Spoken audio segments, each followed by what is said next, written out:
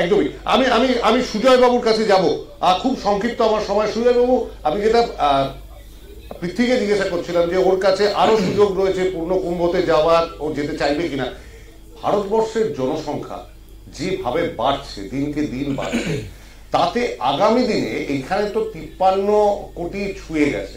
আমার তো মনে হয় যে আগামী দিনে আজ থেকে 15 বছর বাদে, 10 বছর বাদে কোনো অর্ধকুম্ভতেও 30 কোটির ভিড় হবে।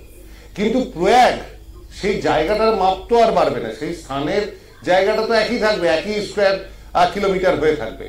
সেইখানে আগামী দিনে এইখানের ভুলগুলোর থেকে কি শিক্ষা নেওয়া উচিত নয় সরকারের এই ক্রাউড ম্যানেজমেন্টের জন্য? একদম প্রতিটা রাজ্য সরকার যেখানে যেখানে এই ধরনের মেলা প্রাঙ্গণ হবে,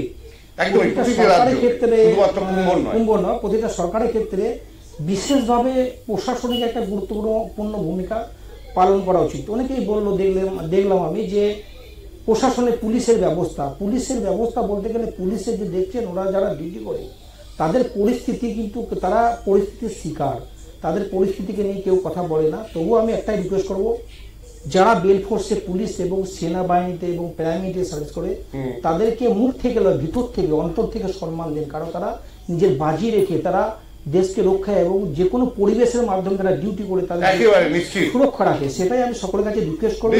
আমাদের এখানেও যখন একটা ভরসা, দোল, দুর্গোৎসব, একাধিক উৎসব আসে, তখন আমরা পরিবারের সঙ্গে সময় কাটাই, কিন্তু যারা এই ফোর্সে রয়েছেন তারা কিন্তু সেই সুযোগটা পান না।